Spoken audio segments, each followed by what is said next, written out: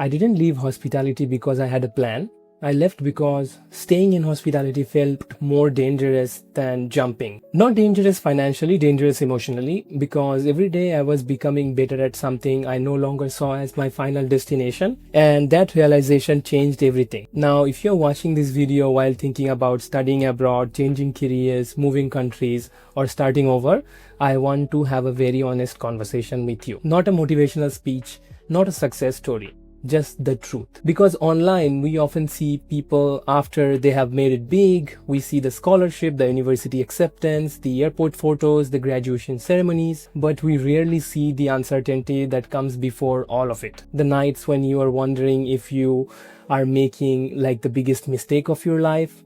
That's what this video is about. And now, why I left a stable career. Why I chose this path that made very little sense to many people around me at the time. And what happened when I stepped into this unknown without having all the answer. Now let's talk about the moment when the doubt became so loud. I think people imagine the career changes happen dramatically. A huge argument or a major life event or a breakdown. For me, it wasn't like that. It was much quieter. It was just another normal day. I was doing my job, the same responsibilities, same routines, same professional environment I had spent years building myself into, and objectively things were not that bad. I had experience, I had stability, I had a clear path ahead of me of my career, but something felt different. I realized I was no longer building towards the future that I wanted. I was maintaining a version of myself that made sense in the past. And that's a strange feeling, because when you are unhappy, decision becomes very easy. But when life is okay, when your career is respectable, when people around you think you are doing well, walking away becomes much harder. I remember asking myself a question: if I continue exactly like this for the next 5 years, would I be excited about the person that I become? And the answer was silent. Not yes, not no, just plain silence. The silence scared me more than failure, actually, because failure at least means that I'm trying something. Silence means that I have stopped asking myself those difficult questions. So I started to think about something bigger. Education, international experience, building the future that wasn't limited by the path that I already chosen.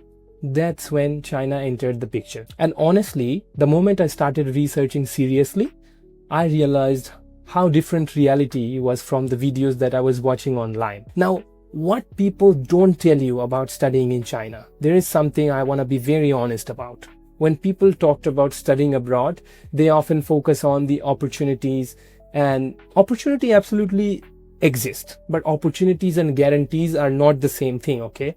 The more research I did, the more I realized that going to China without a backup plan, it's going to be extremely risky. For example, many students assume that graduation naturally leads to employment, but the reality is much more complicated. The job market has become significantly more competitive for both local and international graduates. Recent reporting showed that the international students in China were submitting nearly twice as many job application as they were just few years earlier, reflecting how much harder this search process has become. So think about that for a moment. The dream isn't just getting admitted. The challenge begins after the admission. Then there is language. Many people ask, can I get a corporate job in China without speaking Chinese? And the honest answer is that for the most professional roles, Mandarin isn't optional.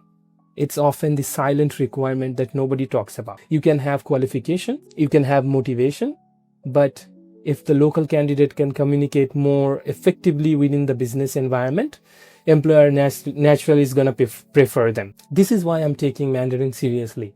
Not because it's impressive, but because it's practical, because the reality doesn't reward wishes. Reality rewards preparation.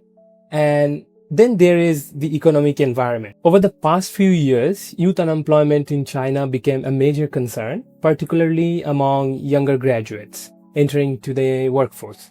Multiple reports also showed that unemployment among the younger age group reaching levels far above the national average.